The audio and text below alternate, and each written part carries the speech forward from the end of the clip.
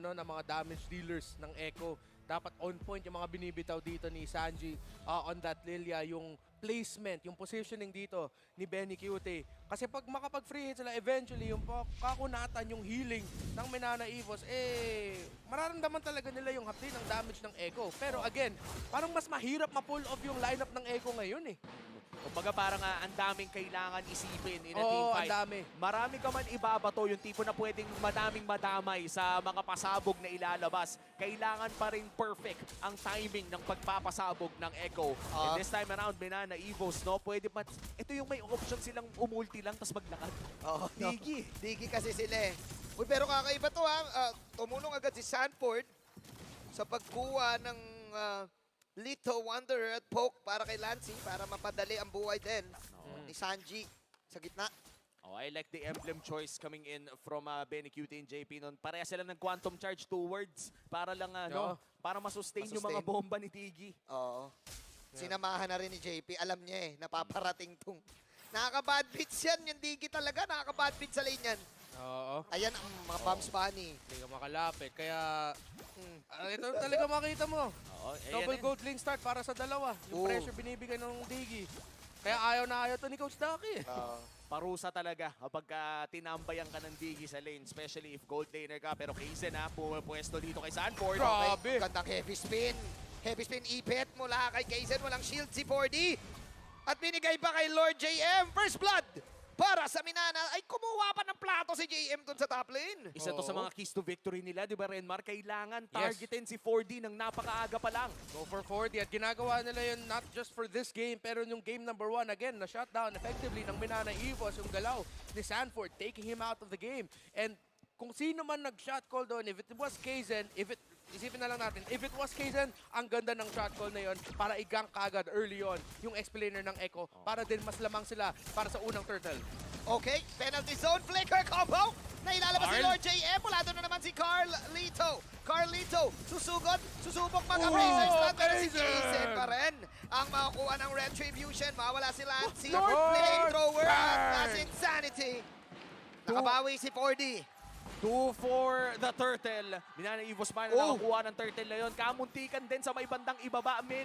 Yung quantum charge hindi na nakakasabay sa poke. Oo. Ganun nakasakit man, Jin. Tingnan mo, binigyan na lang. Sabi ni Benny, bahala na kayo dyan. Basta lalasitin ko na lang. Ngayon ko lang nakita yung combo na to eh. Yung reverse time tapos Star Helix. Ang daling ilan. Nung isang Iksha. So hindi mo kailangan mag-position. Highest KDA by a team, by the way, yung Minana Evos 47, top of the league. And now, Minana Evos, pinapakita din nila yung, again, the control, yung composure. You are witnessing a team na gusto talaga makapasok sa playoffs after so many seasons, after so long. Oo, ilang season na rin pala na inaabangan natin makarating ang kanilang mga earlier iterations din ng Minana Evos. But this time around, mukhang ayaw na nilang tumatlo pa. Gusto na nilang tapusin ang drought. Pero Echo pa rin ang kalaban nila. Again, hindi biro talunin ng Echo no matter what happened in Game 1. And right now, looking at the item build, mukhang nagpantalon muna si Benny QT. Naranasan na kasi niya ang sakit nung last game. Makati talaga yung Iksha na yan. Tingin ko, ano pa yan eh. Nasa pool pa yan ng Munto na, okay, ano yung mga ino-nerf? Okay, number 2, number 1, Iksha. Wait, number 1, Matilda. Number 2, Angela. Number 3, si Iksha, sakit eh. Shoutout sa mga Matilda player dyan. Wag nyo naman masyadong galingan. Nakalista na yan sa mga developers, game dev ng Munton. Kita na nila. At syempre, gamit na gamit ngayon ng Minana Evos. At ngayon, Turtle ay lalabas na rin after 10 seconds. Pero mukhang iba ang balak ng Echo dito with a big rotation and down bot lane. Pero naamoy ata ng Minana Evos. Ganda ng placements ng mga Jabams ng isang Digi. Tingnan natin kung saan pwesto si Sanji, kung sa Turtle, if it's gonna be a 3-2 push or 3-2 pabor sa Turtle or 3-2 pabor sa gold lane. Hinintayin na lang natin yung ikot ng dalawang mid laners, tapos nakita mo naman yung damage na kuha dun ni Lancy. Kaya sobrang lakas ng isang Lilia ngayon. Kanina nga napansin natin na fade away retry pa. Saan ang galing yun? Clutch! Nakita yun. Actually, nakita yun kanina sa minimap. Hinila yung Iksha, pero sobrang lalim ni Domeng sa tower. Bitin.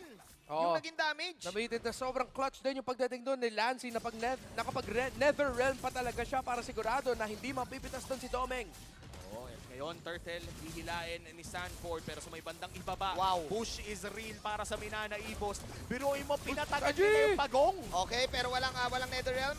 May pagbawi na gagawin ng Echo doon sa bottom side. Ngayon, lilipat tayo dito sa camera sa bandang Turtle. Last Insanity. Who's gonna get it? Si Lord JM yon, pare, with a penalty zone. Maiwan si Carl. Tusok, Abrasion Strat, tatamaan ng hangin. Carl, Kaizen. sumusubok.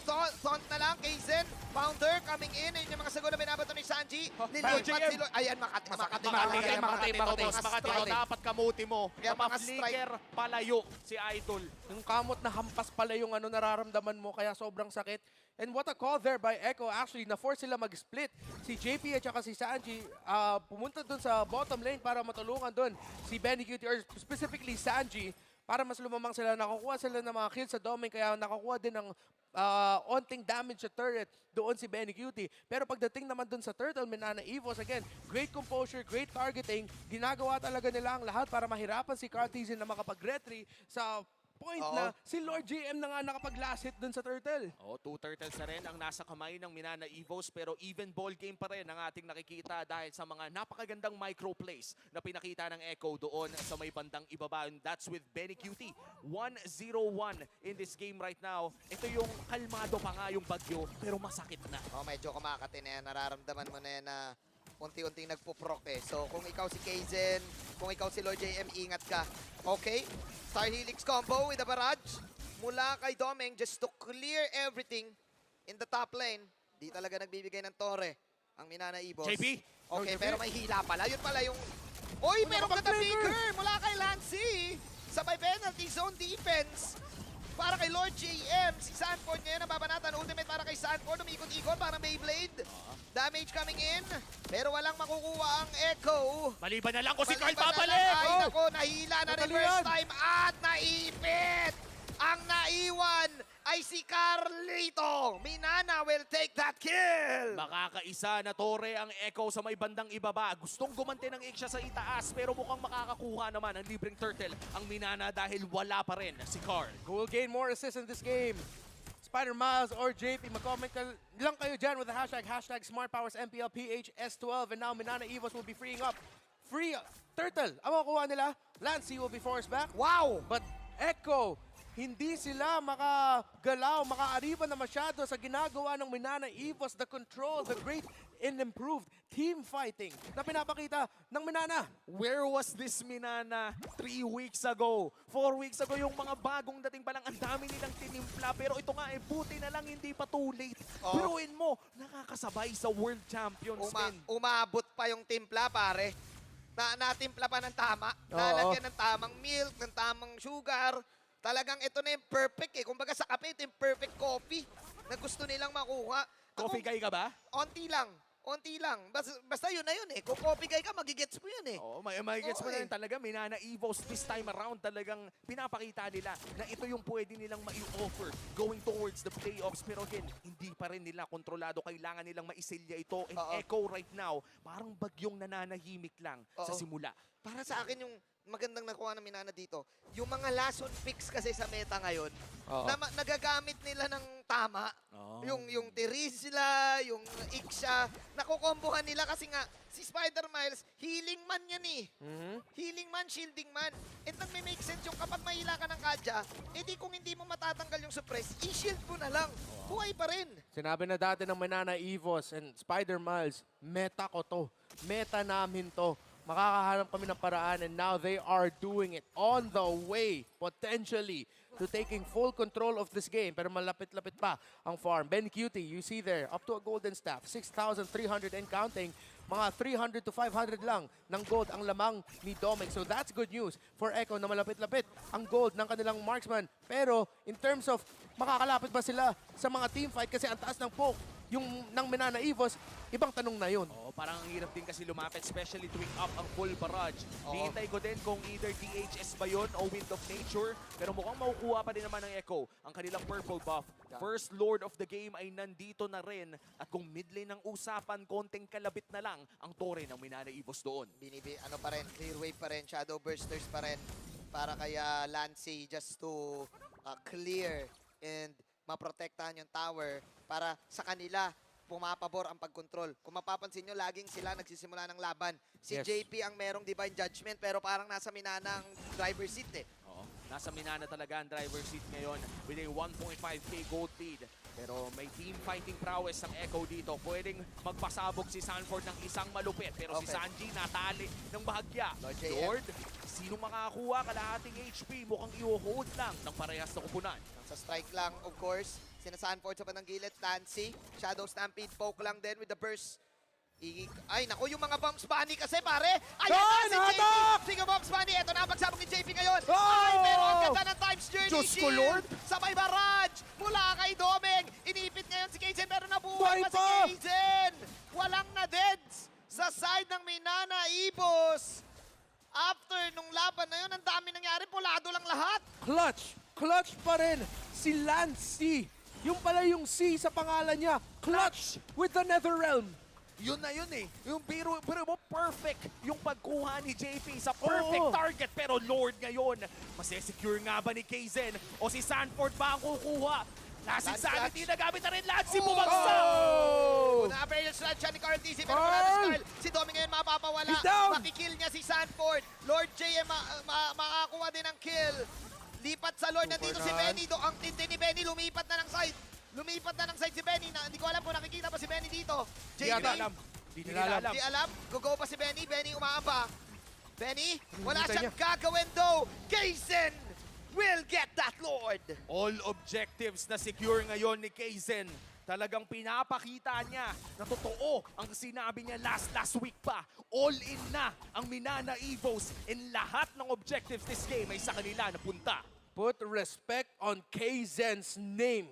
Kung nakalimutan nyo man siya, allow him to reintroduce himself. What a game by the jungler of Minana Evos. At nakita mo, buong Minana Evos, klarong-klaro ano gusto nila mangyari. The timing of the ultimate. Sulit na sulit lagi ang Time's Journey, ang Netherrealm. At Wow. doon, nalalason. Nasabi mo man, Jean, kanina yung keyword, nalalason ang Echo.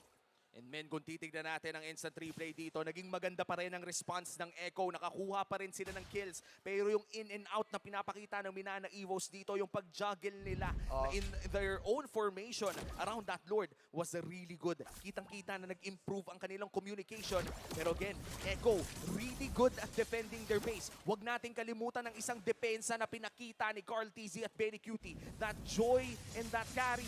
Yeah. Yung parang hindi na natapos yung depensa. Yeah. Kung kaya gawin ng Echo sa 10,000 yon, paano pa kaya sa 3,000? Nangyari yun eh. Nangyari talaga yun, kaya may proof. Then again, iba na ang nangyayari dahil sabi ng Minana, kami lamang eh. Pero wala na si Kaizen. Oh! Uy, pangalawang hila kami Netherrealm na naman! Pero ganda Oh ng my Netherrealm God! Save. What? The save is real. All in ang mga hukbo. JP is down, ladies and gentlemen. Minana Evos striking towards the top lane at gugo pa yung bottom side. This time, magiging disiplinado muna. Ipupush pa nila Wow. yung mid lane. May mga bumps pa ni pare. Oh. Sumusugod si Black Spider Shoes. Miles. Black Shoes. Tumutro damage si Benny Cutie. 2-0 by this. Oh no, Sanford, wala nang Firaga Armor. 5 seconds, Bote naman JP. ang punteriya. Ay, ay, Base ay, lock ay, na ay, ba? Base lock! Bumibase lock eh. So galing na ma-base lock na yan, Domeng. Then again, kalahati ang buhay ng base. Buhay pa ang Echo. Wow! Minana Evos, Onyx PH, Omega, nanonood ba kayo? Kayong tatlo ang nag-aaway para sa last 2 slots for the playoffs. Pinapakita na ng Minana Evos. Gusto namin to. Men, gustong-gusto talaga ng Minana Evos. Right now, nagmamatter pa ang gold lead. At may 6,000 lamang ang Minana Evos. For Echo, kailangan nilang bumili ng oras. Kailangan nilang patagalin to. At kung titignan natin yung damage na meron sila, medyo malaki na. Pero hindi pa rin talaga sapat para Yeah. pumatay ng isang target. At Yeah. kanina, nakita natin kung ano ang presyo sa maling paghila. Okay lang eh, okay lang kahit walang heal. Basta meron kaming shield, meron kaming Netherrealm. At ang pinakamaganda dito, hindi nila pinagsasabay. Oo, Laging naka-layer eh. Mauna ka, mauna ako para goods na goods tayo. Bali yung wala yung divine judgment. Usually yung Echo, kapag meron silang pang peak of potential, nagagawa nila yun ng tama eh. Nababurst sila ngayon, hindi. May kasabihan tayo dito. Mabigay mo na lahat ng mga objectives, wag lang yung huling Lord. Oo. And this may be the last Lord. Echo, kung Carl TZ special ang ating makikita dito at masesecure nila ang Lord na to, may chance pang mabaliktad nila in Oo. 15 minutes in. At hahawakan na ngayon ng Minana Evos ang Makakalapit Lord ba? na ito. Makakalapit ba ang Echo? Yun yung tanong. Anime moment. Anime moment. Pero may poke na ginagawa sila Lancy tsaka yung mga Jabams eh. Ito. Oh, JP. Conceal. Nakita ata. Conceal from JP. Makikita si JP. Tataunsan. Sa Inipit bigtin! si JP! Inipit yung ibon! Flicker out para kay JP. Sino Petri makakuha battle! ngayon? Di Petri muna si battle! Carl! Si Jason pa rin! Ang makakakuha ng Lord! Pumiprint na lang si Medicute dito sa bandang gilid pero yung damage shot medyo 10 beats na dahil killing spree pa si Domeng AR sabay nagmamarcha na Yung base! Kungpo. All in! In! Minana is real! Endable! So galing naman this! Bumaba na lang si Flicker! Medicute! Tingnan natin Down, desperate down. times! Pero si Medicute boy, mababurst boy! down ito! Meng is the name and Minana will get the 2-0 victory!